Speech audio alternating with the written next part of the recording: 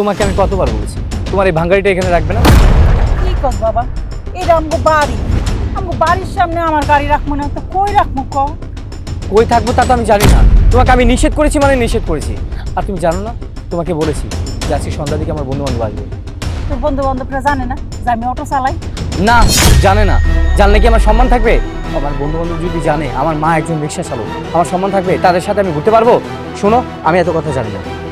আমি এখন ভার্সিটিতে যাচ্ছি, আসার পথে যাতে না দেখি এই ভাঙ্গারি এখানে রাখা। অটোটা কি করে? এই অটোটা আমগো রিজিক দেয়। এই অটোটা না থাকলে তোরে এখন ভার্সিটিতে লেখাপড়া হইতো না বাবা। আমি মাসের বেতনও দিতে পারতাম না, তোরা ভার্সিটিতে ভর্তিও করতে পারতাম না। আরে এখন কইতাছিস এই অটো যদি না থাকে, হ্যাঁ রে পোলা পাই।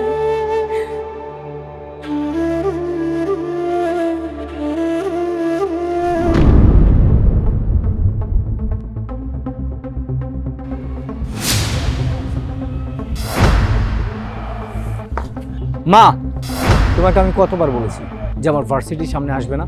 বাবা, আমি তো ওই রাস্তা দিয়ে যাইতাম, কিন্তু ওই রাস্তাটা তো ভাঙা, এই জন্য এদিক দিয়ে আসলাম। তো ভাবলাম যে এখন তো ভার্সিটির ছুটির সময় হয়ে গেছে গা, তাহলে তোরে একবারে লয়ে যাই, এর লিগে আমি দাঁড়াইছি বাবা। বাস মা, আমাকে আর বোঝাতে হবে না। আমি ভালো করে জানি যে তুমি জেনে এখানে আসছো, যেটা আমার মান সম্মান বন্ধু বান্ধব দেখে, যাতে তোমাকে দেখতে পারে যে তুমি আমার মা, একটা অটো ড্রাইভার আমার মা।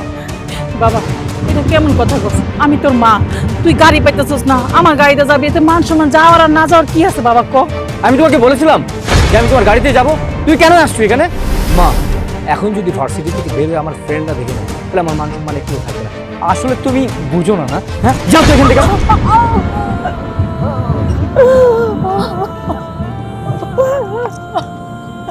তোমার লজ্জা করে না রাকিব? তুমি তোমার জন্মদাতা মাকে এভাবে রাস্তাঘাটে অপমান করতেছো, তার গায়ে তুমি হাত তুলতেছো যে মা তোমাকে 10 মাস 10 দিন পেটে রেখেছে। আরে এত আমার মা না। চুপ থাকো, একদম একটা বাজে কথা বলবে না। আমি সবকিছু ওখানে দাঁড়িয়ে দাঁড়িয়ে শুনেছি। মায়ের সাথে মানুষ কিভাবে ব্যবহার করে, ছি!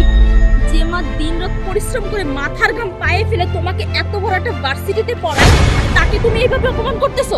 আরে যে জায়গা তোমার ছেলে হয়ে তোমার মাকে ইনকাম করে খাওয়ানোর কথা, সে জায়গা তোমার মা তোমার জন্য ইনকাম করে তোমাকে এত বড় ভার্সিটিতে পড়ায়, তুমি কি দায়িত্ব পালন করতেছো?